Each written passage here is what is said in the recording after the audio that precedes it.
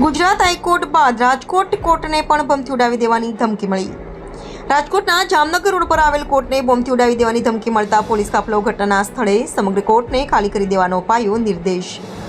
Bomb squad, dog squad સહિતની અલગ અલગ એજન્સી પહોંચી કોર્ટે બોમ્બ સ્કોડે ચેકિંગ કામગીરી હાથ ધરી કોર્ટના તમામ રૂમનું ચેકિંગ કરવામાં આવી રહ્યું છે। રિપોર્ટર ભરત ભરડવા સાથે રોહિત પોજાણી, રાજકોટ।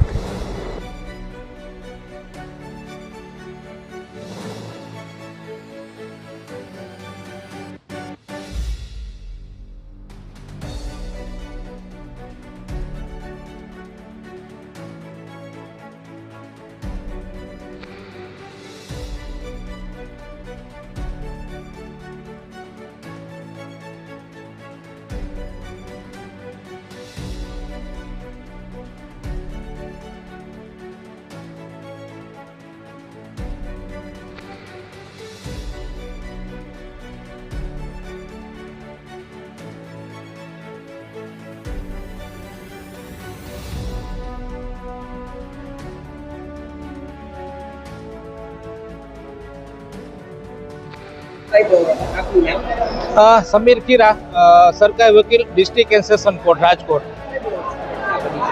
અમે લોકો રાબેતા મુજબ બધું કામકાજ કરતા હતા ત્યાં અમને અચાનક સમાચાર મળ્યા અને ન્યૂઝના મારફતથી પણ ખબર પડી કે રાજકોટની નવી કોર્ટ બિલ્ડિંગને બોમ્બથી ઉડાડી દેવાની ધમકી, જે આશ્ચર્યજનક છે। કોર્ટ બન્યા પહેલા પછી પ્રથમ વખત આવી ધમકી મળેલી છે। લોકો પક્ષકારો ખૂબ ચિંતામાં આવી ગયા છે, વકીલો પણ ગંભીરતા લે છે। લગભગ 30, 40, 50 જજો છે, 500, 700 પક્ષકારો હશે, વધુ હશે અને 200, 400 વકીલો છે। પોલીસ તાકીદના ધોરણે આવી ગઈ છે, ત્યારે ખૂણે તપાસ કરે છે અને અમે લોકો અહીંથી ચાલ્યા જવા માટે મજબૂર છીએ। ના, અત્યારે કોર્ટ કાર્યવાહી સદંતર સ્ટોપ થઈ જશે, કારણ કે પેલા જાનહાની પક્ષકારોનું અમારું બધાનું જાનહાની ન થાય એ બહુ મહત્વનું છે।